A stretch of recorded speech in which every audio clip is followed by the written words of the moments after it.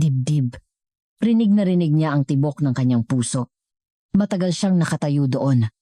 Maya-maya tiningnan niya ulit ang sobre. Nanginginig ang kanyang mga daliri. Nanginginig ang kanyang mga labi. Itinaas ni Maria ang kanyang ulo at tumingin sa paligid.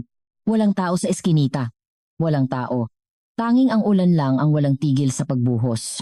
Tiningnan niya ulit ang sobre. Kaninong pera kaya ito? Sino ang nakawala ng ganito kalaking halaga? Siguradong hinahanap na to ng may-ari. Hindi ito sa akin, mahinang bulong ni Maria. Paos ang kanyang boses. Gumalaw ang sanggol sa kanyang likod. Senyales na gutom na ito. Hinigpitan ni Maria ang hawak sa sobre at dahan-dahang niluwagan. Nagbago siya ng direksyon. Hindi papunta sa kanilang bahay. Papunta sa presinto ng pulis. Malinaw ang bakas ng kanyang mga yapak sa basang lupa. Isang hakbang at isa pa. Naglakad si Maria. Mahigpit na hawak ang sobre, nanginginig pa rin ang kanyang mga daliri. Madaling araw nakatayo si Maria sa harap ng presinto. Kumukurap-kurap ang ilaw ng signboard. Gumalaw ang sanggol sa kanyang likod. Huminga ng malalim si Maria at itinulak ang pinto. Sa loob may isang pulis na nakaupo. Isang lalaking mukhang nasa early 50s. Nakatingin siya sa computer screen pero itinaas niya ang kanyang ulo. Anong maitutulong ko? Nakapulot po ako ng pera. Inilabas ni Maria ang brown na sobre at inilagay sa ibabaw ng counter. Nanlaki ang mga mata ng pulis. Kinuha niya ang sobre at tiningnan ang laman. Magkano to? Mukhang marami ang laman. Inilabas ng pulis ang mga pera mula sa sobre. Sinimulan niyang bilangin ang mga 1,000 pisong papel isa-isa. Nakatayo si Maria sa harap niya, pinapanood ang bawat galaw. Pakiramdam niya ang bagal ng oras. 140,000 piso eksakto, sabi ng pulis. Itinaas ang kanyang tingin kay Maria. Matalas ang kanyang tingin. Saan mo to napulot? Sa eskinita po malapit sa bahay namin. Nakalubog po sa putik. Anong oras? Mga 7:00 po ng umaga. Nagsusulat ang pulis habang nagtatanong. Hindi ka ba gumastos kahit kaunti man lang dito? Namula ang mukha ni Maria. Magalang ang tono ng pulis pero may diin. Hindi po. Wala po akong ginastos kahit isang kusing. Tinitiyak ko lang, sabi ng pulis. Kumuha siya ng isang form at inilagay sa harap ni Maria. Isulat mo ang contact information mo. Kailangan ka naming tawagan kapag nahanap na ang may-ari. Kinuha ni Maria ang ballpen at isinulat ang kanyang numero. Bahagyang nanginginig ang kanyang kamay. Tiningnan ng pulis ang numero. Sigurado kang numero mo to, ha? Mahirap na kung hindi ka makontak. Opo. Sa akin po yan. Habang nagsusulat si Maria, gumalaw ang sanggol. Umiyak ito ng mahina. Tumingin ang pulis sa relo. May dala kang sanggol sa ganitong oras. Hindi sumagot si Maria. Natigilan ang kamay niyang may hawak na ballpen. Hindi niya alam kung anong isasagot. Pagkatapos mong magsulat, pumirma ka rito. Kinuha ng pulis ang form at mabilis na binasa. Tatawagan ka na lang namin kung may balita. Magalang ang kanyang mga salita pero ang kanyang mga mata ay bumalik na sa computer screen. Wala nang dahilan para manatili pa roon si Maria. Paglabas ng presinto, kakaiba ang pakiramdam ni Maria. Wala siyang ginawang masama pero nahihiya siya. Isinuli niya ang eksaktong 140,000 piso. Pero bakit ganito kaaba ang pakiramdam niya? Tila mas bumigat ang pasan niya sa kanyang likod. 8:30 ng umaga nang makarating siya sa convenience store. Morning shift niya ngayon. Binuksan niya ang pinto ng mga empleyado at pumasok. Nakatayo ang store manager sa harap ng cashier. Isang payat na lalaking nasa mid-40s. Good morning po, sir. Tiningnan siya ng manager at bumuntong hininga. Miss Santos, umuwi ka na muna ngayon? Natigilan si Maria. Po, bakit po wala kang pasok ngayon? Umiwas ng tingin ng manager. Lumapit si Maria. Pero sigurado po akong morning shift ko ngayon. Tiningnan ko po ang message niyo kahapon. Nagbago ang sitwasyon. Anong sitwasyon po? Hindi sumagot ang manager. Tumingin siya sa direksyon ng mga estante at nagsalita. Basta umuwi ka na muna ngayon. Hindi na napigilan ni Maria. Bukas po. Pwede po ba akong pumasok bukas? Tumalikod ang manager. Ayaw siyang harapin. Tawagan na lang kita mamaya. Gusto niyang itanong kung tinanggal na ba siya sa trabaho. Ngunit naglakad na ang manager papunta sa stockroom. Pinanood na lang ni Maria ang kanyang likod. Hindi na niya ito mapipigilan pa. Lumabas siya ng convenience store. Malamig ang hangin. Nawala ang sahod niya para sa araw na iyon, 160 piso. Kung may pera lang siya nakabili, nasana siya ng isang lata ng gatas. Pauwi na siya. Dahil walang pamasahe, kinailangan niyang maglakad. Dahan-dahan siyang humakbang. Umiyak ang sanggol sa kanyang likod. Malapit na tayo, Angel. Konting tiis na lang malapit na. Sa entrance ng apartment na salubong niya ang caretaker. Isang lalaking nasa 60s na namamahala sa gusali. Huminto ito nang makita si Maria. Miss Santos, sandali. Huminto si Maria. Opo, tinawagan ako ng landlord. Kung hindi ka raw makakapagbayad ng upa ngayong linggo, kailangan mo nang mag-impake. Kumabog ang dibdib ni Maria. Kung pwede po sanang humingi pa ng kaunting iwinasiwas ng caretaker ang kanyang kamay. Wala akong magagawa dyan. Kausapin mo ng direkta ang landlord. Pero sa tingin ko malabo na yan. Alam mo naman ang ugali nun. Wala nang masabi si Maria. Kawawa naman kayo may dala pang sanggol. Bakit hindi ka na lang umuwi sa inyo? Wala po akong pamilya. Natigilan sandali ang caretaker. Maya-maya tumalikod na ito. Pumasok na siya sa loob ng gusali. Naiwan si Maria na nakatayo doon. Nanlambot ang kanyang mga tuhod. Pagbukas niya ng pinto ng kwarto, sumalubong sa kanya ang malamig na hangin. Isang kwartong walang init. Ibinaba niya ang sanggol at inihiga sa kama. Inabot ng sanggol ang kamay ni Maria at hinawakan. Gutom ka na no? Sandali lang ha. Binuksan ni Maria ang cabinet. Kinuha niya ang lata ng gatos. Halos wala ng laman. Baka isang beses na lang magkakasya. Itinagilid niya ang lata at isinali ng natitirang gatas sa bote. Binuksan niya ang gripo at malamig na tubig ang dumaloy. Ibinuhos niya ang tubig sa bote at inalog. May mga puting buo-buo pa ring lumulutang. Pasensya ka na, Angel. Inilapit niya ang bote sa bibig ng sanggol. Nagsimula itong sumuso. Malamig ang gatas pero pinilit inumin ng sanggol. Habang pinapanood niya ito, naramdaman ni Maria na namumuo ang luha sa kanyang mga mata. Patawarin mo si Mama. Patawarin mo ako. Sa labas ng bintana, umuulan pa rin. Tinitigan ni Maria ang bintana. Ang mga patak ng ulan ay tahimik na bumabagsak. Kung may 100 at 40,000 piso lang ako, kung nasa akin lang ang pera na yon. Naputol ang kanyang pag-iisip. Umiling si Maria. Hindi sa akin ang pera na yon. Sinabi niya ito sa sarili. Ngunit walang lakas ang kanyang boses. Naubos ng sanggol ang gatas sa bote. Binuhat ni Maria ang sanggol at tinapik-tapik ang likod. Isang maliit na dighay ang narinig. Nakatulog agad ang sanggol. Inihiga ni Maria ang sanggol sa kama at tumabi rito. Tumingala siya sa kisame. Ang kisameng may amag ay aninag sa dilim. Paano na bukas? Sa susunod na araw, sa mga susunod pa, walang sagot na dumating. Ipinikit ni Maria ang kanyang mga mata. Sa malamig na kwarto, tanging ang paghinga ng sanggol ang maririnig. Lumipas ang ilang araw. Pinipilit ni Maria na malampasan ang bawat araw. Naubos na ang gatas pati na rin ang bigas. Walang tawag mula sa convenience store. 2 beses sa isang araw nakakatanggap siya ng text mula sa landlord na naniningil. Nang hapong iyon, isang hindi kilalang numero ang tumawag. Nag-atubili si Maria bago sagutin. Hello, si Miss Maria Santos po ba ito? Mula po ito sa presinto? Kumabog ng mabilis ang dibdib ni Maria. Opo, ako nga po. Nahanap na po ang may-ari ng pera. Pwede po ba kayong pumunta rito sandali? Ngayon po ba? Kung maaari po sana. Naghihintay po kasi ang may-ari. Ibinaba ni Maria ang telepono at isinakbat ang sanggol. Hinigpitan niya ang pagkakatali ng carrier. Paglabas niya, malamig ang hangin. Habang naglalakad papuntang presinto, nakatulog ang sanggol. Mahinahon ang paghinga nito sa kanyang likod. Pagdating niya sa presinto, may isang babaeng nakaupo sa loob. Isang babaeng nasa katanghalang gulang, mukhang nasa early 60s. Nakasuot ng eleganteng coat at maayos ang pagkakapusod ng buhok. Tila kanina pa siya naghihintay. Pagbukas ni Maria ng pinto, itinaas ng pulis ang kanyang ulo. Andyan ka na pala. Dito ka. Umupo si Maria sa upuan. Nagtama ang kanilang mga mata. Tiningnan siya ng babae at pagkatapos ay ibinaba ang tingin. Nakatingin ito sa pulang scarf na nakapulupot sa leeg ni Maria. Binuklat ng pulis ang mga dokumento. Ito si Mrs. Teresita Reyes. Siya ang may-ari ng pera. At ito naman si Miss Maria Santos. Siya ang nakapulot. Tumango si Teresita. Ngunit ang kanyang mga mata ay nakatutok pa rin sa scarf ni Maria. Napansin niya ang kakaibang pagkakabuhol sa dulo ng scarf. Kakaiba ang hugis ng buhol.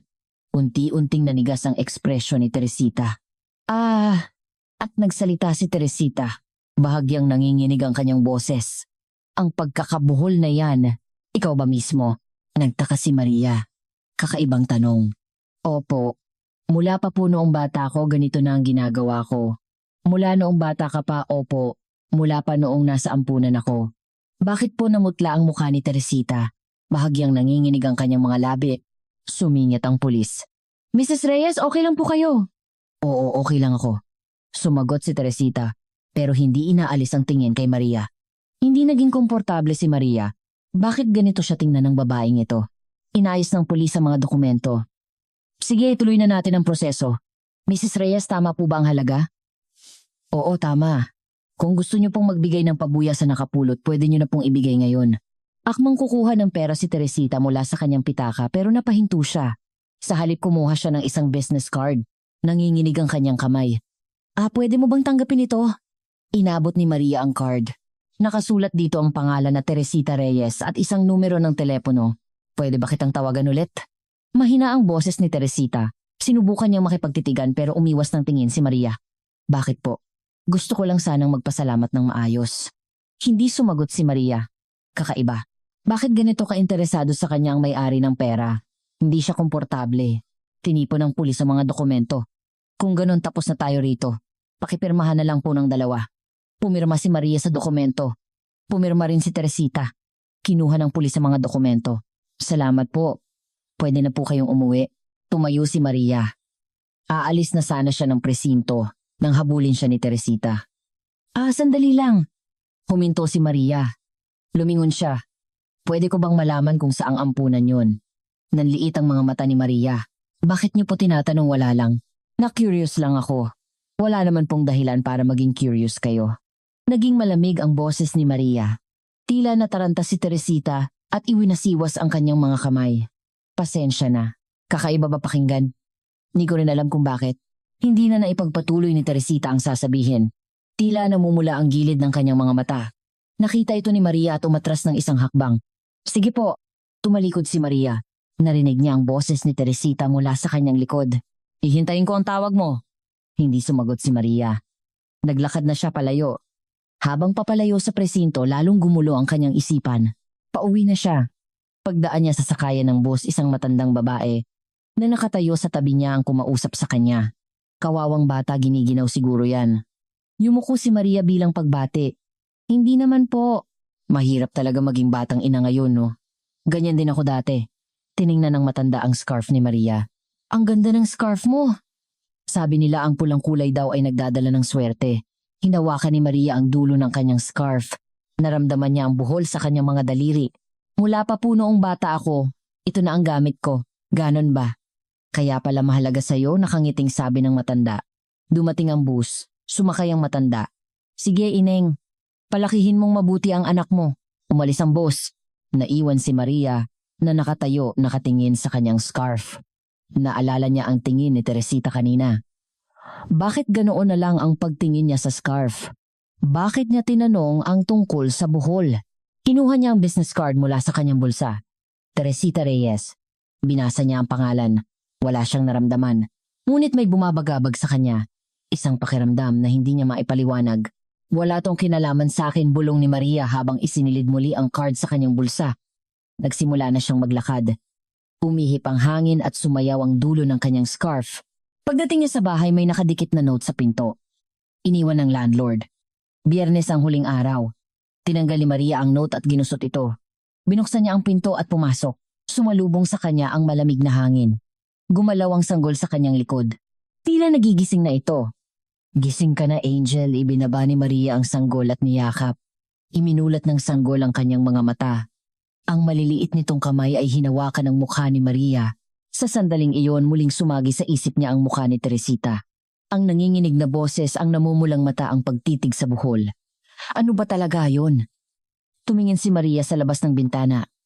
Dumidilim na. Nagiging kulay pula ang langit. Isang bahagi ng kanyang puso ang nabalot ng kaba. Kinabukasan umalis si Maria pasa ng sanggol. Kailangan niyang maghanap ng trabaho. Nagpunta siya sa 3 kainan na nakita niya sa internet para mag-apply. Ang una ay isang karinderya. Pagbukas niya ng pinto, isang babaeng nasa 50s ang lumabas mula sa kusina. Nakasuot ng apron. Tiningnan niya si Maria mula ulo hanggang paa. Ikaw ba yung aplikante? Opo, ako po si Maria. Lumipat ang tingin ng babae sa likod ni Maria. Tiningnan niya ang sanggol na nasa carrier. Bakit mo dinala ang bata? Wala po kasing mapag-iwanan. Pag nagtrabaho ka sa daycare mo, iiwan sa daycare habang nagtatrabaho rito. 5:00 ng umaga ang pasok dito. Kinagat ni Maria ang kanyang labi. Opo, kaya ko po. Umiling ang babae. Pasensya na ha. Hindi pwede ngayon, magsisipag po talaga ako. Kahit ano po, tawagan na lang kita. Tumalikod na ang babae papunta sa kusina. Wala nang masabi si Maria. Lumabas siya ng karinderya. Ganoon din ang nangyari sa pangalawang interview. Tinitingnan ng may-ari ng isang Chinese restaurant ang resume ni Maria.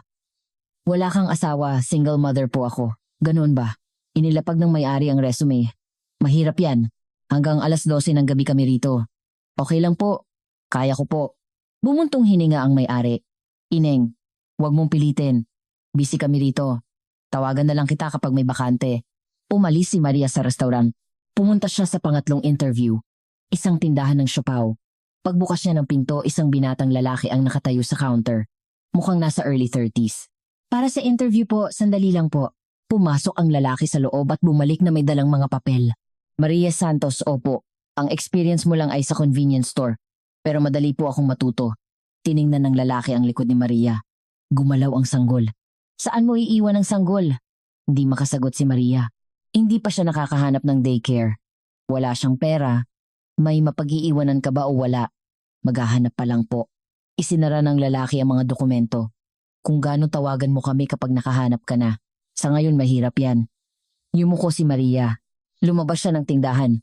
3 beses siyang tinanggihan. Pauwi na siya.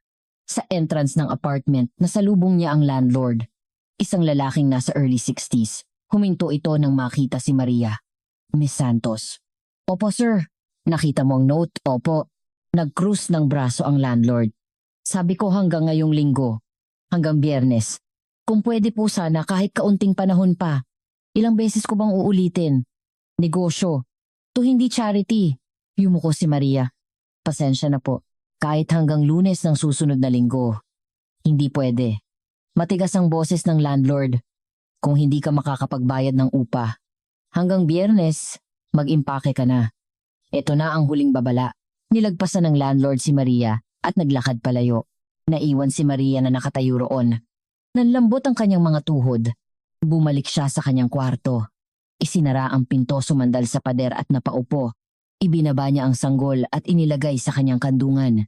Kumurap-kurap ang mga mata ng sanggol. Angel, anong gagawin ni Mama? Sa halip na sumagot, inabot ng sanggol ang kamay ni Maria at hinawakan ang kanyang daliri. Ang liit ng kamay nito. Mainit. Bumuhos ang luha mula sa mga mata ni Maria. Nooy tumunog ang telepono. Isang hindi kilalang numero. Pinunasan ni Maria ang kanyang luha at sinagot ang tawag. Hello, si Miss Maria Santos po ba to? Ako po si Teresita Reyes. Nagkita po tayo sa presinto noong isang araw. Naalala ni Maria, ang may-ari ng pera. Ang babaeng kakaiba ang tingin sa kanyang scarf. Opo, naaalala ko po. Pasensya na sa bigla ang pagtawag. Kung okay lang po sana, pwede po ba tayong mag-usap sandali? Tungkol po saan tumahimik sandali si Teresita. Narinig niya ang malalim na paghinga sa kabilang linya. Gusto ko po sanang makipagkita sa inyo para personal na mag-usap. Kung may oras po kayo. Naghanap si Maria ng dahilan para tumanggi. Ngunit wala siyang maisip. Kakaiba. Saan po? Sa isang coffee shop malapit sa inyo, ako na po ang pupunta. Nag-alinlangan si Maria. Gumalaw ang sanggol sa kanyang kandungan. Sige po.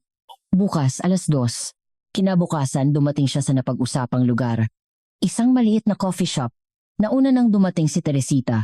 Nakaupo ito sa may bintana. Pagpasok ni Maria, tumayo ito.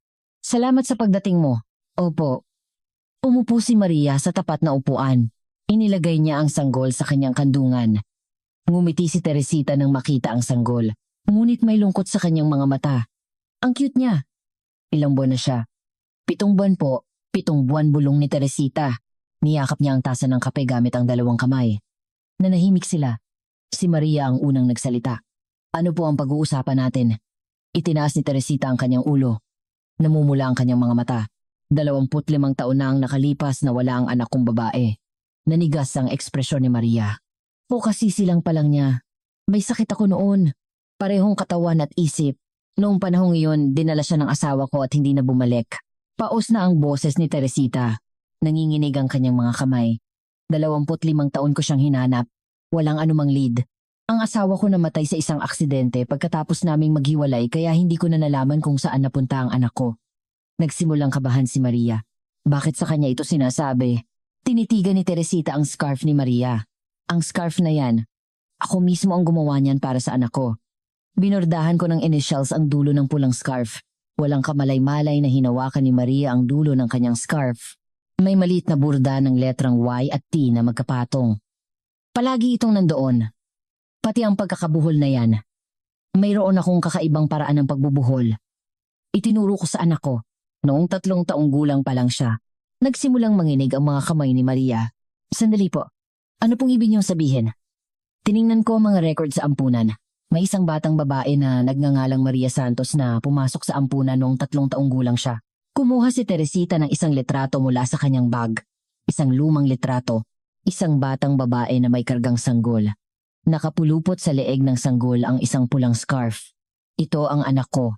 Tiningnan ni Maria ang litrato. Kumabog ng malakas ang kanyang puso. Nanlamig ang kanyang mga kamay. Wala po akong alam. Tumayo si Maria. Bakit niyo po sa akin sinasabi to? Nakapulot lang po ako ng pera at isinole. Maria, wala po akong mga magulang. Inabando na po ako. Yun lang yun. Nanginginig ang boses ni Maria. Nagsimulang umiyak ang sanggol. Niyakap ni Maria ang sanggol para patahanin. Pasensya na. Masyado yata kitang binigla, sabi ni Teresita at tumayo. Wala akong balak na pilitin ka. Gusto ko lang sanang kumpirmahin. Isinakbat ni Maria ang sanggol. Aalis na sana siya ng coffee shop pero napahinto siya. Hindi lumingon, nagsalita siya. Huwag niyo na po akong guluhin. Binuksan niya ang pinto at lumabas. Sumalubong sa kanya ang malamig na hangin.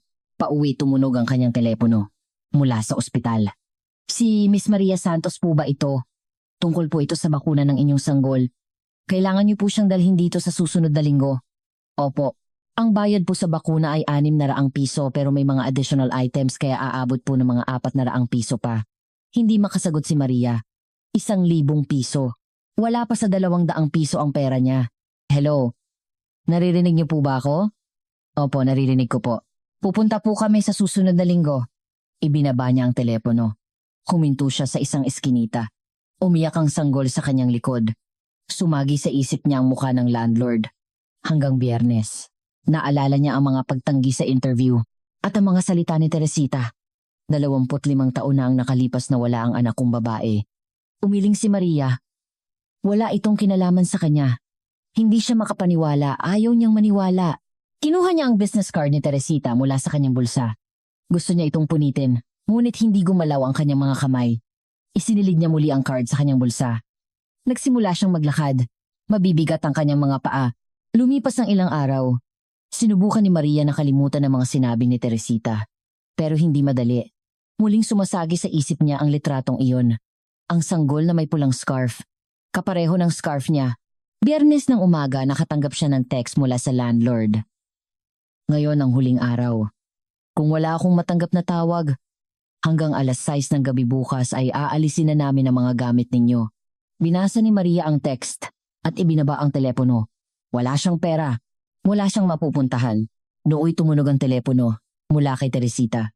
Maria, ako to, puto. Nag-alinlangan si Maria kung sasagutin. Sa pangatlong ring sinagot niya. Hello, pasensya na sa biglaang tawag. May oras ka ba ngayon? Bakit po? May gusto lang sana akong sabihin. Gusto kong makipagkita sa'yo.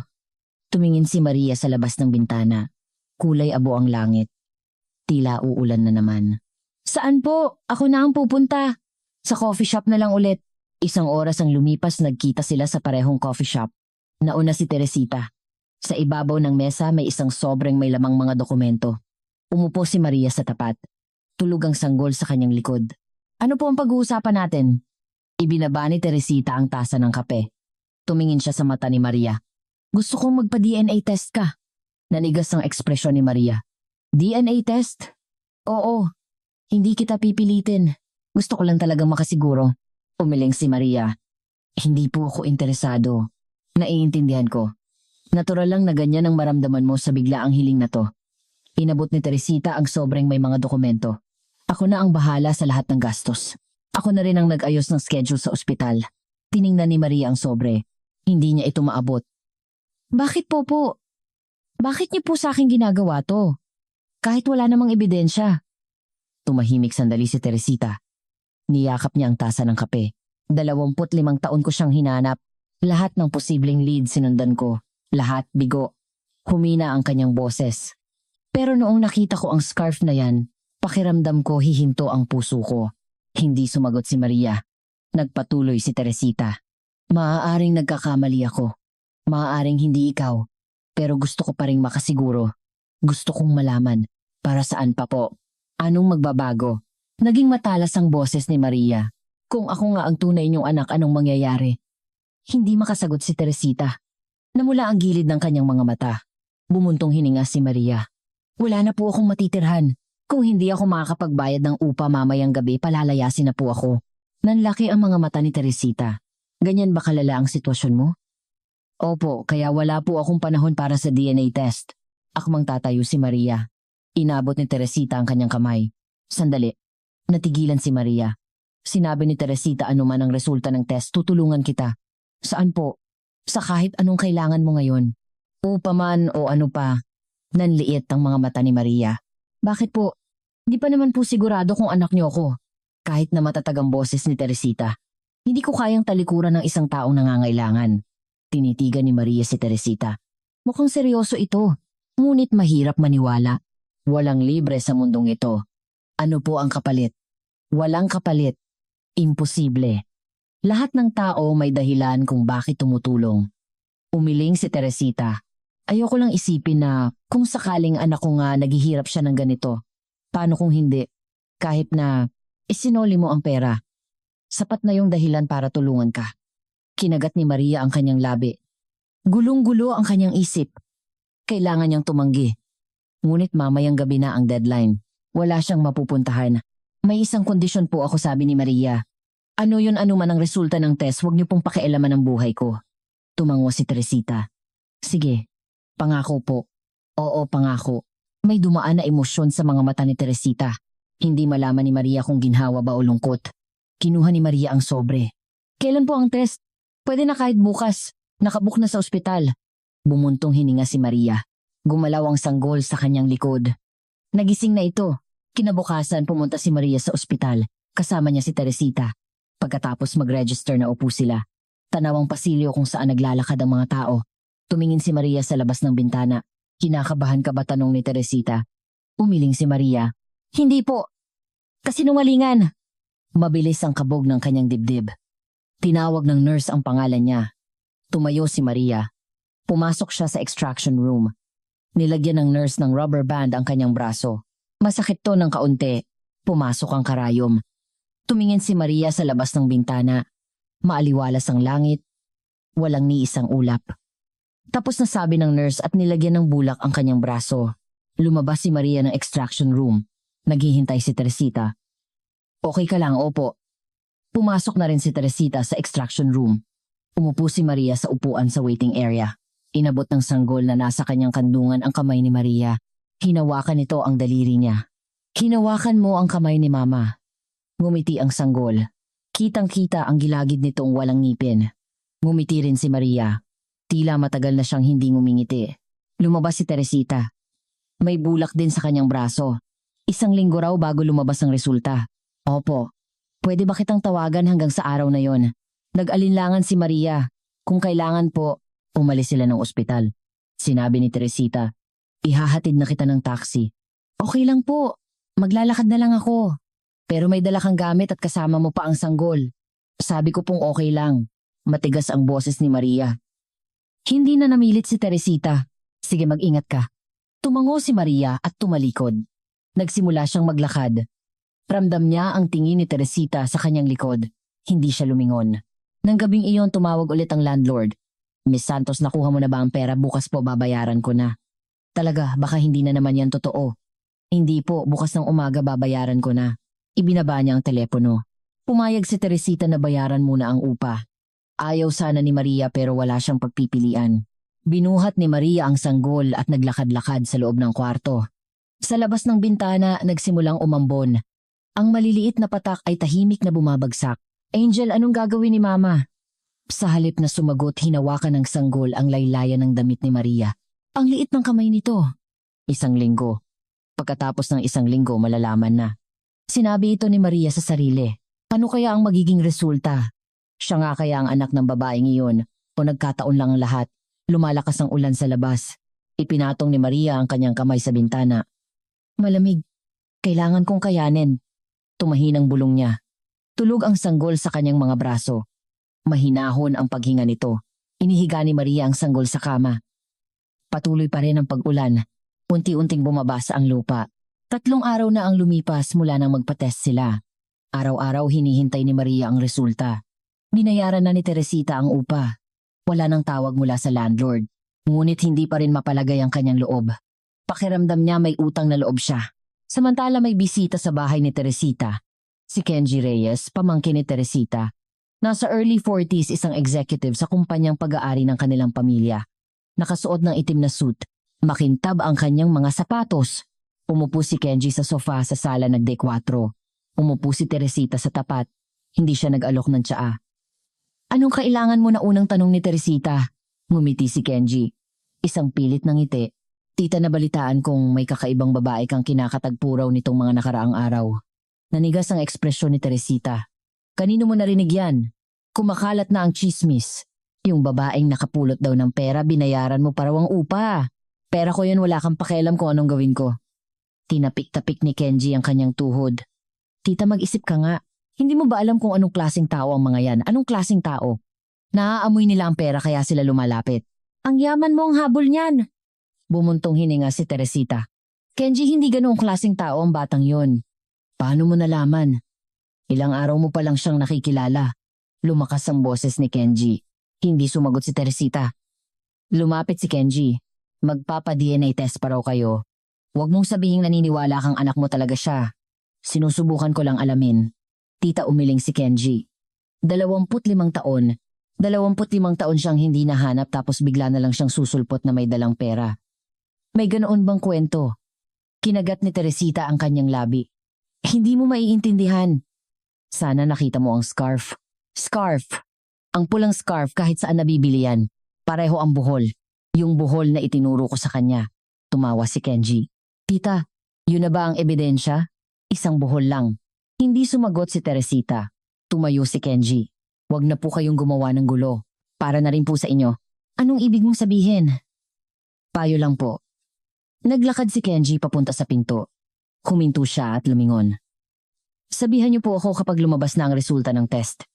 Interesado akong malaman kung anong mangyayari. Sumara ang pinto. Naiwan si Teresita na nakaupo sa sofa hindi gumagalaw. Nang hapong iyon, bumalik si Kenji sa kanyang opisina. Sinabi niya sa kanyang sekretarya. Imbestigahan mo ang isang babaeng nagngangalang Maria Santos. Mga record sa ampunan trabaho lahat. Masusunod po. Makalipas ang 2 araw, may mga dokumento nang nakapatong sa mesa ni Kenji. Personal na impormasyon ni Maria. Binasa ni Kenji ang mga dokumento. Pangalan ng ampunan, petsa ng pagpasok at pag-alis at kasalukuyang tirahan at trabaho. Sarado na pala ang ampunan, bulong ni Kenji. Kinuha niya ang isang papel. Nakasulat dito ang contact number ng dating direktor ng ampunan. Kinuha ni Kenji ang telepono. Denial niya ang numero. Nagring ito. Hello, boses ng isang matandang babae. Si Mrs. Elena Cruz po ba ito ang dating direktor? Ako nga. Sino to? Ako po si Kenji Reyes. May itatanong lang po sana ako tungkol sa mga record ng ampunan. Tumahimik ang kabilang linya. Nagpatuloy si Kenji. Naaalala niyo po ba ang isang batang nagngangalang Maria Santos? Pumasok po siya noong 3 taong gulang. Maria Santos. Oo, naaalala ko siya. Bakit kailangan ko po ang mga record niya noong pumasok siya sa ampunan?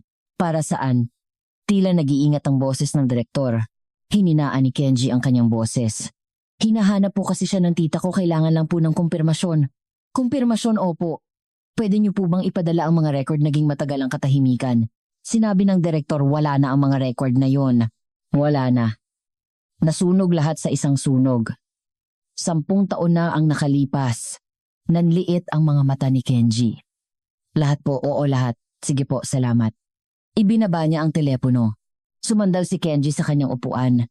Ngumisi siya. Walang record, habulong niya sa sarili. Tinapik-tapik niya ang mesa. Samantala nakatanggap si Maria ng tawag mula sa isang hindi kilalang numero. Mula sa DSWD. Si Miss Maria Santos po ba ito? Opo, ako nga po. Tumatawag po kami para sa isang home visit para i-check ang inyong living conditions. Nanigas ang kamay ni Maria. Home visit po, opo. May nakarating po sa aming report. Pupunta po kami sa inyong bahay sa susunod na linggo. Report. Sino po ang nag-report? Hindi po namin masasabi yan. Ang schedule po ay sa Martes ng susunod na linggo 2:00 ng hapon. Naputo lang tawag. Nanigas si Maria, hawak pa rin ang telepono. Kumabog ng mabilis ang kanyang puso. Home visit. Report. Sino ang nag-report? Bakit? Tiningnan ni Maria ang paligid ng kwarto. Isang kwartong walang heater may amag sa pader at pumapasok ang hangin mula sa siwang ng bintana. Kung makita nila na sa ganitong lugar niya pinalalaki ang kanyang anak, anong mangyayari, Angel? Gumalaw ang sanggol sa kama. Iminulat nito ang mga mata. Ngumiti ito nang makita si Maria. Binuhat ni Maria ang sanggol. Nanginginig ang kanyang mga kamay. Kinabukasan nagsimulang umubo ang sanggol. Noong una mahina lang. Ngunit pagsapit ng gabi lumala ito. Nilagnat na rin. Ipinatong ni Maria ang kanyang kamay sa noo ng sanggol. Mainit. Angel, okay ka lang. Umiyak ang sanggol. Hirap itong huminga. Kailangan siyang dalhin sa ospital. Ngunit 9:00 na ng gabi, sarado na ang kalapit na klinika. Tumakbo si Maria sa botika. Bukas pa ito. Pagpasok niya, isang parmasyutikong babae na nasa 50s ang tumingin sa kanya. Anong problema? Nilalagnat po ang anak ko. Pabili po ng gamot. Tiningnan ng parmasyutiko ang sanggol. Ilang buwan na siya. 7 buwan po. Gaano kataas ang lagnat? Hindi ko po nasukat pero mainit po ang noo niya. Bumuntong hininga ang parmasyutiko. Sa ganitong edad, hindi pwedeng basta-basta magbigay ng gamot. Dalhin mo siya sa ospital. Sarado na po ang ospital. Pumunta ka sa emergency room. Kinagat ni Maria ang kanyang labi. Magkano kaya ang bayad sa emergency room? Ang natitira niyang pera ay 1,000 piso na lang. Kahit gamot na lang po muna, pakiusap. Tinitigan sandali ng parmasyutiko si Maria. Bumuntong hininga ito at kumuha ng gamot mula sa estante. Ito lang ang maibibigay ko sa'yo. Bukas dalhin mo siya sa ospital, ha? Salamat po. Nagbayad si Maria at umalis ng botika. 600 piso. 400 na lang ang natira. Pag-uwi, pinainom niya ng gamot ang sanggol. Umiyak ito dahil sa pait ng lasa. Konting tiis na lang, Angel. Gagaling ka kapag uminom ka ng gamot. Buong gabi nakaupo si Maria sa tabi ng sanggol. Unti-unting bumaba ang lagnat nito. Pagsapit ng umaga, nakatulog na ang sanggol. Sumandal din si Maria sa pader at ipinikit ang mga mata. Nagising siya kinaumagahan. Bumaba na ang lagnat ng sanggol, ngunit patuloy pa rin ang pag-ubo. Kailangan siyang dalhin sa ospital. Wala siyang pera. Kinuha ni Maria ang kanyang telepono. Lumitaw sa screen ang numero ni Teresita. Natigilan ang kanyang daliri. Dapat ba siyang tumawag? Muli na namang hihingi ng tulong. Ibinaba niya ang telepono. Kinuha ulit. Ibinaba ulit. Hindi. Hindi tama to, sabi niya sa sarili. Ngunit umubo ang sanggol. Cough, cough. Tila dinudurog ang kanyang puso. Sa huli hindi siya tumawag. Binuhat ni Maria ang sanggol at tumingin sa labas ng bintana. Makulimlim ang langit. Tila uulan na. Sa Martes ng susunod na linggo ang home visit. Kapag nakita nila ang kwartong ito, ano kaya ang sasabihin nila? Baka kunin sa kanya ang sanggol. Nanginginig ang mga kamay ni Maria. Niyakap niya ng mas mahigpit ang sanggol. Proprotektahan ka ni Mama, ano man ang mangyari, mahinang bulong niya. Ngunit walang lakas ang kanyang boses. Paano niya ito poprotektahan? Sa labas ng bintana, nagsimulang pumatak ang ulan. Tik-tak. Narinig niya ang tunog sa salamin ng bintana. Ipinikit ni Maria ang kanyang mga mata. 1 linggo na ang lumipas. Araw-araw nabubuhay sa kaba si Maria. Gumaling na ang ubo ng sanggol, ngunit papalapit na ang home visit. At ang resulta ng DNA test malapit na ring lumabas. Nang umagang iyon, pumunta si Maria sa supermarket. Kailangan niyang bumili ng gatas. Pasa ng sanggol, naglakad siya sa pasilyo. Huminto siya sa harap ng seksyon ng gatas. Tiningnan niya ang presyo. 560 piso. May 6,000 piso sa kanyang pitaka. Pera na bigay ni Teresita. Kinuha niya ang lata ng gatas. Nooy narinig niya ang bulungan sa kanyang likod. Hindi ba siya yon? Lumingon si Maria. 2 babaeng nasa katanghalang gulang ang nakatingin sa kanya. Nang magtama ang kanilang mga mata, umiwas sila ng tingin pero nagpatuloy ang bulungan. Oo nga. Nakita ko sa internet. Yung nakapulot daw ng pera para makalapit sa mayaman. Nanigas ang kamay ni Maria. Anong ibig nilang sabihin? Anong nakita nila sa internet? Pumunta siya sa cashier. Pumila siya. Ang matandang babae na nasa harap niya ay lumingon. Tiningnan siya mula ulo hanggang paa. Ang mga kabataan talaga ngayon bulong nito. Nagkunwari si Maria na hindi narinig. Kumabog ng mabilis ang kanyang puso. Pagkatapos magbayad, lumabas siya ng supermarket. Nanginginig ang kanyang mga kamay. Pag-uwi, binuksan niya ang kanyang cellphone. Sa search bar, tinipe niya ang kanyang pangalan. Lumabas ang mga resulta. Namutla ang mukha ni Maria. Ang sikreto ng babaeng ginamit ang sobre ng pera para makalapit sa isang tycoon ng tunay na motibo sa pagsasauli ng 140,000 piso, isang planadong paglapit. Sunod-sunod na lumabas ang mga artikulo at post. Maraming komento. Mga ganitong tao ang pinaka nakakatakot. Naaamoy niya ang pera kaya siya lumalapit. Nagpapakaawa para makuha ang yaman. Ginagamit pa ang anak para kaawaan. Ibinaba ni Maria ang cellphone. Nanginginig ang kanyang mga kamay. Nanlalabo ang kanyang paningin. Anong ginawa ko? Paos niyang sabi. Gumalaw ang sanggol sa kama. Binuhat niya ito. Bumuhos ang kanyang luha. Nang hapon dumating ang landlord. Kumatok ito sa pinto. Tok-tok. Pinunasan ni Maria ang kanyang luha at binuksan ang pinto. Sir, nakatayo ang landlord, nakakrus ang mga braso. Seryoso ang mukha. Miss, Santos, kailangan niyo nang umalis dito bago matapos ang buwan. Po, bakit po? Nagbayad na po ako ng upa. Termination of contract. Lisanin niyo ang kwarto bago ang susunod na buwan. Natulala si Maria. Bakit po? May ginawa po ba akong masama? Bumuntong hininga ang landlord. Wala akong magagawa dyan. Alam mo ba kung anong kumakalat sa internet ngayon? Ano po ang kinalaman noon sa akin? Nailang ang ibang mga umuupa. May posisyon din akong kailangang protektahan. Hindi makapaniwala si Maria. Wala po akong ginawang masama. Nakapulot lang po ako ng pera at isinoli. Wala nang saysay kahit sa akin mo sabihin yan. Tumalikod ang landlord. Hanggang katapusan ng susunod na buwan. Maliwanag. Lumayo na ang mga yapak nito. Naiwan si Maria na nakatayo sa harap ng pinto. Nanlambot ang kanyang mga tuhod. Napasandal siya sa pader at napaupo. Bakit? Bakit naging ganito? Hindi tumitigil ang kanyang luha. Pagsapit ng gabi, tumawag si Teresita. Maria, nakita mo ba ang mga post sa internet? Opo, nakita ko po. Inaalam ko na kung sino ang nagpakalat niyan. Huwag kang mag-alala. Hindi makasagot si Maria. Parang may bumara sa kanyang lalamunan. Maria, pinalalayas na po ako sa apartment. Tumahimik ang kabilang linya. Kailan? Hanggang katapusan daw po ng susunod na buwan. Hahanapan kita ng ibang lugar. Bukas din. Wag na po. Naging matalas ang boses ni Maria. Hindi ko na po kailangan ng tulong niyo. Maria, kasalanan ko to. Kung hindi ko na lang sana pinulot ang pera na yon. Hindi. Kung pinulot mo at itinago, hindi niya na ipagpatuloy. Nanginginig ang kanyang boses. Kasalanan ko to dahil isinoli ko pa na parang tanga. Hindi yan totoo. Tama ang ginawa mo. Tama, tumawa si Maria ng walang gana. Ito ang napala ko sa paggawa ng tama.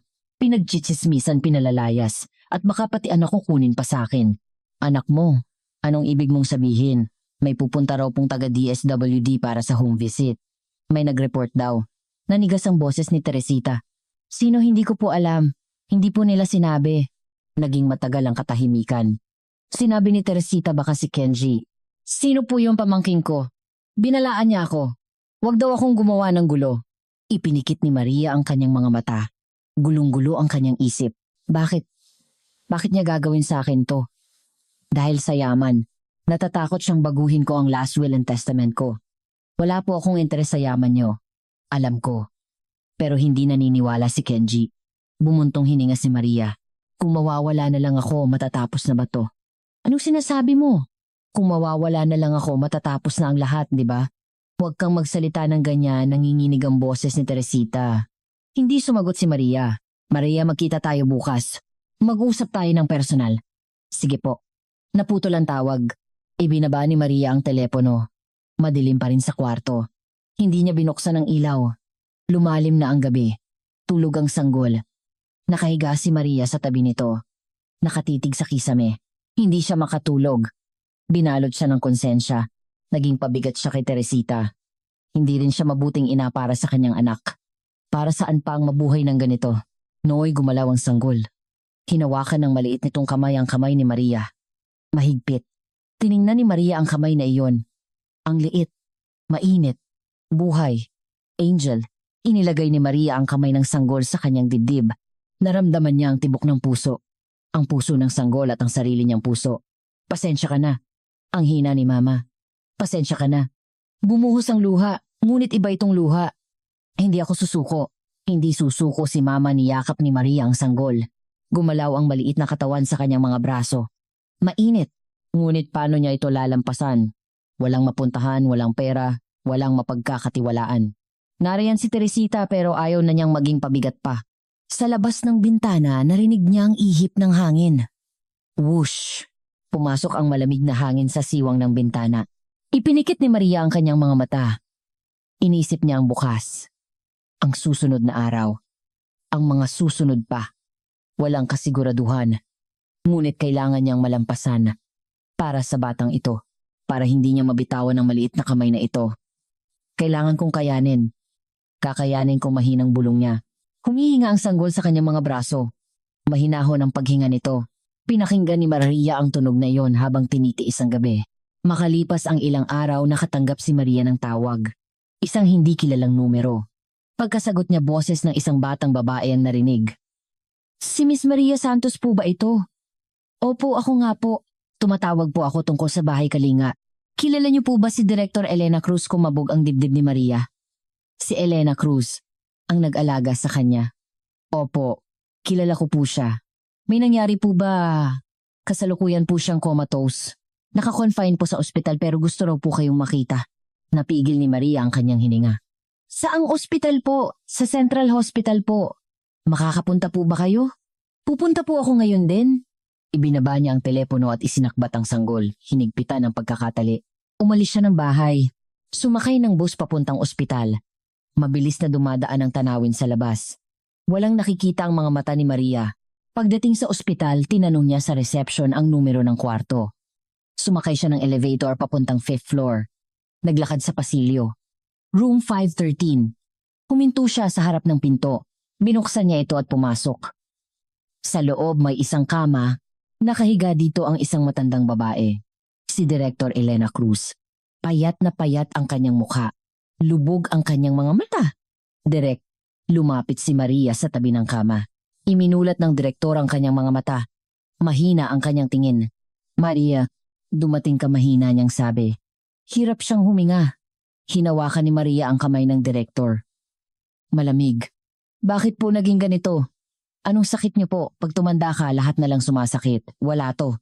Bahagyang ngumiti ang direktor. Ngunit may luha sa kanyang mga mata. Maria, may sasabihin ako sa'yo. Opo. Ano po yon? Huminga ng malalim ang direktor. Tumaas baba ang kanyang dibdib. Naaalala mo ba noong dumating ka sa ampunan? Hindi po. Masyado pa po akong maliit. Oo nga. 3 taon ka pa lang. Tumingin ang direktor sa kisame. Noong araw na yon may isang note. Isang note na kasama mo. Nakadikit sa pulang scarf mo. Kumabog ng mabilis ang puso ni Maria. Ano po ang nakasulat? Ipinikit ng direktor ang kanyang mga mata. Nanginginig ang kanyang mga labi. Wag na wag hahanapin. Napigil ni Maria ang kanyang hininga. Ano po ang ibig sabihin nun?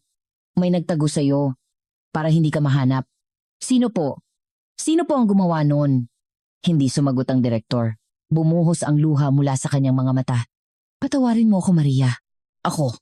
Ako ang nagtago ng mga record mo. Namutla ang mukha ni Maria. Tinago niyo po ang mga record. Bakit po? Tinakot ako. Kung hindi ko raw itatago ang mga record, ipapasara nila ang ampunan. Sino po? Sino po ang nanakot sa inyo? Umiling ang direktor. Hindi ko kilala. Tawag lang sa telepono. Boses ng isang lalaki. Hinigpitan ni Maria ang hawak sa kamay ng direktor. Nasaan na po ang note na yon? Sinunog ko. Sa takot sinunog ko lahat. Ipinikit ni Maria ang kanyang mga mata. Natulala siya. Sa loob ng 25 taon ng kanyang nakaraan ay binura ng isang tao. Patawarin mo ko, Maria. Patawarin mo ako, nanginginig ang boses ng direktor. Umiling si Maria. Hindi niyo po kasalanan, Direk. Biktima lang din po kayo. Hinawakan ng direktor ang kamay ni Maria. Isang mahinang hawak. Maging masaya ka, Maria. Kapag naging masaya ka, sapat na yon sa akin. Bumuhos ang luha mula sa mga mata ni Maria. Lumabas siya ng ospital. Habang naglalakad sa pasilyo, nanlambot ang kanyang mga tuhod. Napaupo siya sa isang bench. Gumalaw ang sanggol sa kanyang likod. Kinuha niya ang kanyang telepono. Tinawagan niya si Teresita. Hello, ako po to si Maria. Maria, anong nangyari sa boses mo? May problema ba? Hindi makapagsalita si Maria. Huminga siya ng malalim. Nakipagkita po ako sa direktor. Yung direktor po ng ampunan. Direktor ng ampunan. Sabi po niya may note raw. Nung dumating ako sa ampunan, nakadikit daw po sa pulang scarf. Napigil ang hininga sa kabilang linya. Anong nakasulat? Wag na wag hahanapin. Nanahimik sila. Nanginginig ang boses ni Teresita. Sino-sinong gumawa nun? Tinakot din daw po ang direktor. Kung hindi raw itatago ang mga record, ipapasara ang ampunan. Tinakot, opo. Boses daw po ng isang lalaki. Tumahimik sandali si Teresita. Maya-maya mahina siyang nagsalita. Maria, nasaan ka ngayon? Sa Central Hospital po. Manatili ka dyan. Pupunta ako. Isang oras ang lumipas, dumating si Teresita. Nagkita sila sa lobby ng ospital. Seryoso ang mukha ni Teresita. Maria, okay ka lang? Opo, okay lang po ako. Hindi siya okay. Pero yun lang ang kaya niyang sabihin. Hinawakan ni Teresita ang kamay ni Maria.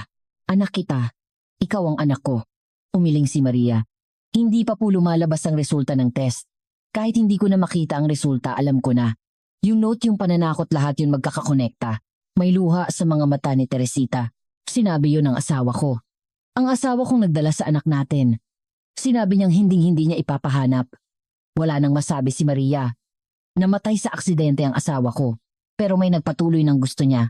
May nagtago sa'yo sa loob ng mahabang panahon.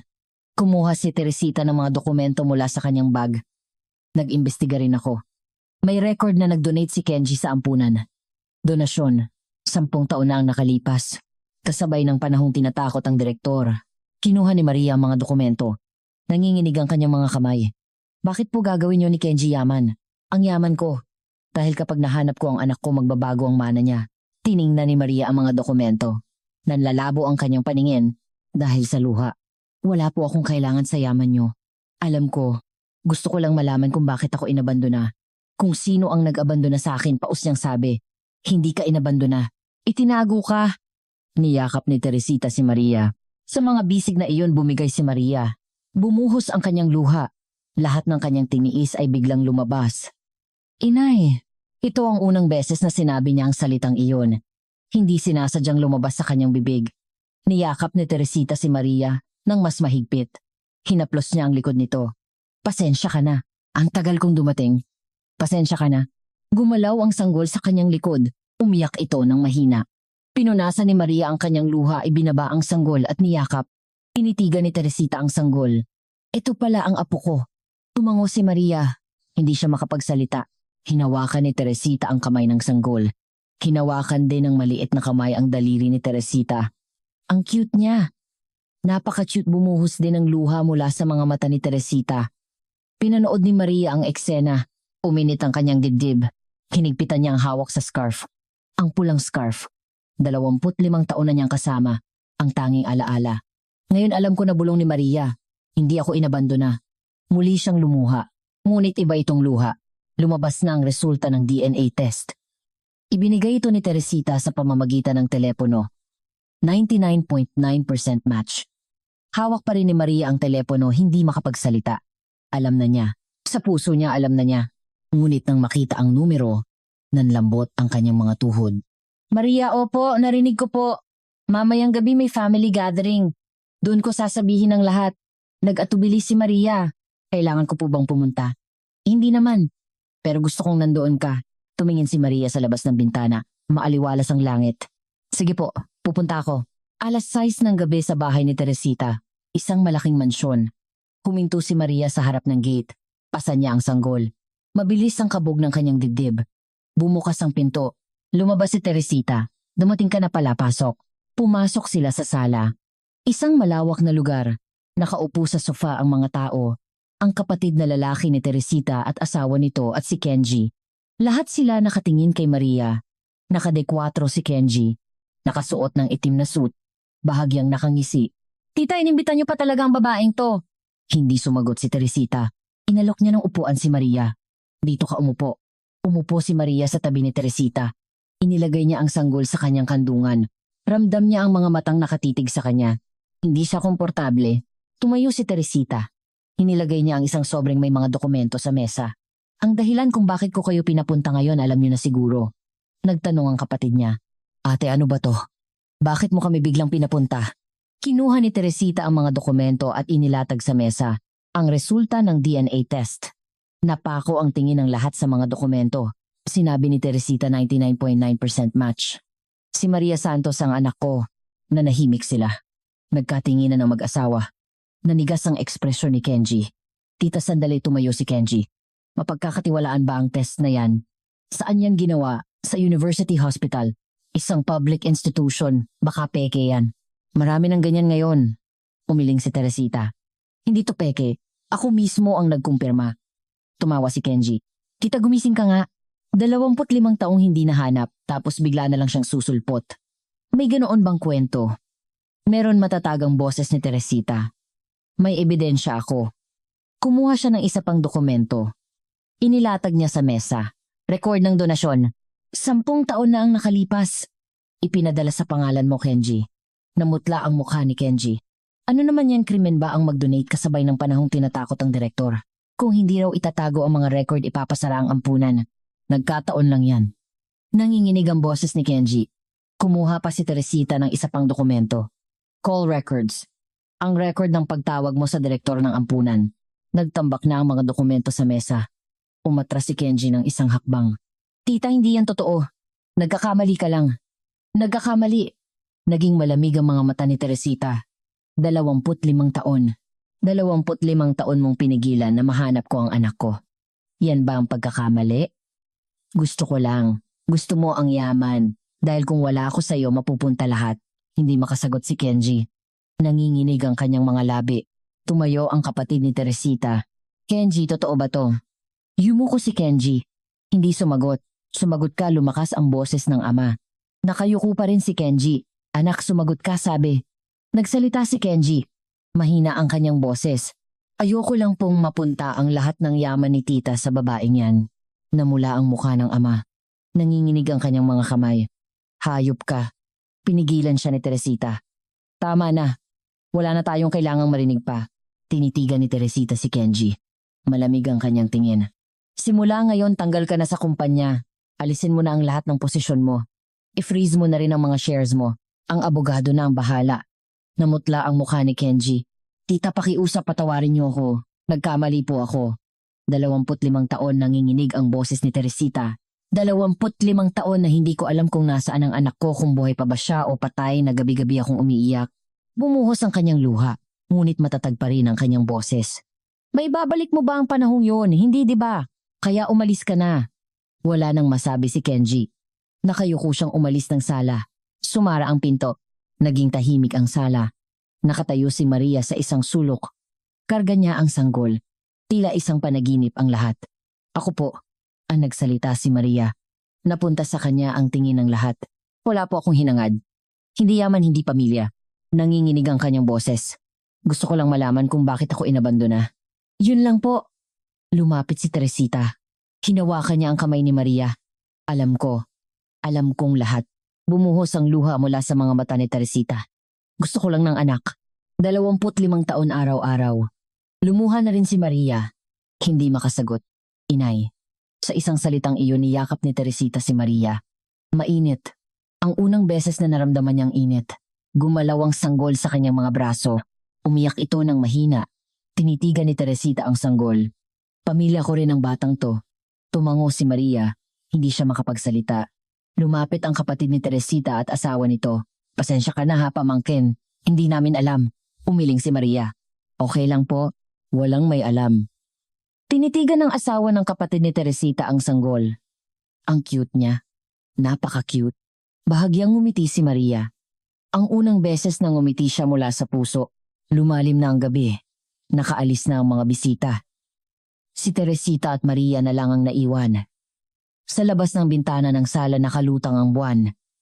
Magsisimula na ang investigasyon, sabi ni Teresita. Lalabas lahat ang ginawa ni Kenji. Tumango si Maria. Okay na po ako. Tinitigan siya ni Teresita. Nahirapan ka, no? Opo, sobra po. Hindi mo na kailangang mahirapan pa. Andito na ako. Tiningnan ni Maria ang sanggol. Tulog na to. Mahinahon ang paghinga. Angel, may lola ka na, mahinang sabi ni Maria. Hindi sumagot ang sanggol, tulog pa rin. Inakbayan ni Teresita si Maria. Dahan-dahan lang. Hindi kailangang magmadali. Tumango si Maria. Maliwanag ang buwan sa labas. Isang gabing walang ulap. Nagpasya si Maria na manatili sa bahay ni Teresita. Ang unang beses na natulog siya sa isang mainit na kwarto. Malambot ang kama. Walang pumapasok na hangin mula sa siwang ng bintana. Mahina ang tunog ng heater. Noong unang gabi hindi makatulog si Maria. Nakatitig siya sa kisame. Isang puting kisame. Walang amag. Walang bitak. Isang tanawing hindi siya sanay. Tulog ang sanggol sa kanyang tabi. Mahinahon ang paghinga.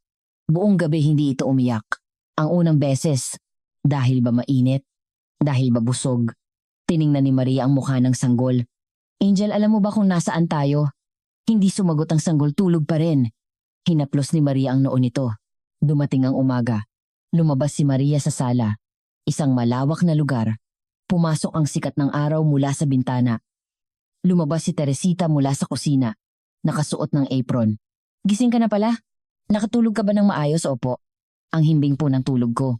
Kasinungalingan. Pero yun lang ang kaya niyang sabihin. Mag-almusal na tayo. Nagluto ako ng lugaw. Umupo sila sa hapagkainan. Isang mangkok ng puting lugaw, umuusok pa. Kinuha ni Maria ang kutsara. Sumubo siya. Mainit. Masarap po. Kumain ka pa. Gusto mo pa?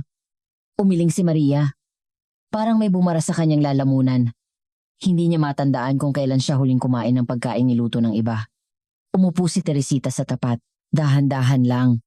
Hindi kailangang magmadali. Tumango si Maria. Dahan-dahan niyang kinain ang lugaw. Pagkatapos kumain tumayo si Maria sa may bintana ng sala. Tumingin sa labas. Tanaw ang hardin. May mga puno, may ambon pa sa mga sanga.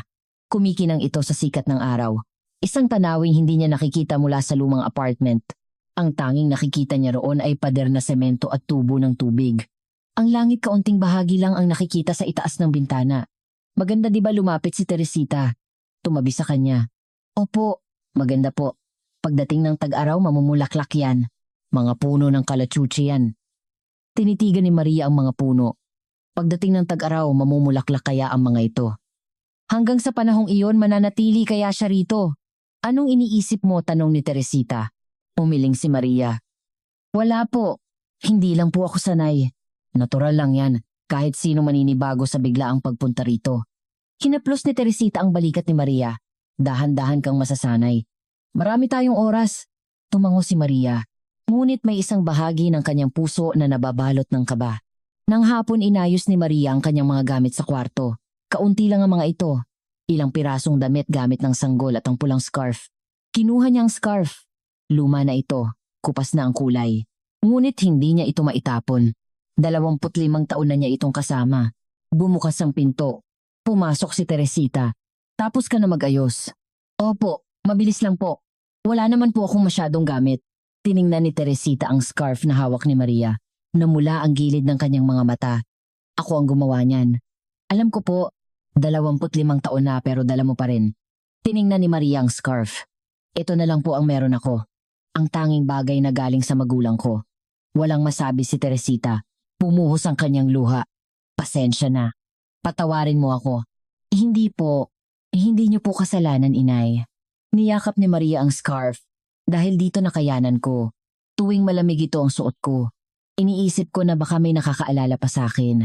Niyakap ni Teresita si Maria. Matagal silang magkayakap. Pagsapit ng gabi nakaupo si Maria sa sala karga ang sanggol. Nakaupo si Teresita sa tapat. Maria, opo dito ang lugar mo. Alam mo yan, di ba? Hindi makasagot si Maria. Nagpatuloy si Teresita. Hindi mo kailangang magmadali. Kung hindi ka komportable, sabihin mo lang. Kung gusto mong umalis, pwede kang umalis. Hindi po. Hindi po yon. Umiling si Maria. Hindi ko lang po alam kung ito na ba talaga ang lugar ko. Bakit lagi po akong mag-isa? Hindi po ako sanay na may sinasandalan. Nanginginig ang boses ni Maria. Biglang naging ganito. Natatakot po ako. Baka isang araw mawala na lang ulit. Hinawakan ni Teresita ang kamay ni Maria. Hindi mawawala. Andito ako. Talaga po, oo. Hindi ako aalis. Bumuhos ang luha mula sa mga mata ni Maria. Hindi po yata ako magiging mabuting anak. Okay lang yan. Ang mahalaga, andito ka. Sapat na yon. Yumuko si Maria. Hindi tumitigil ang kanyang luha. Lumalim na ang gabi. Tulog ang sanggol.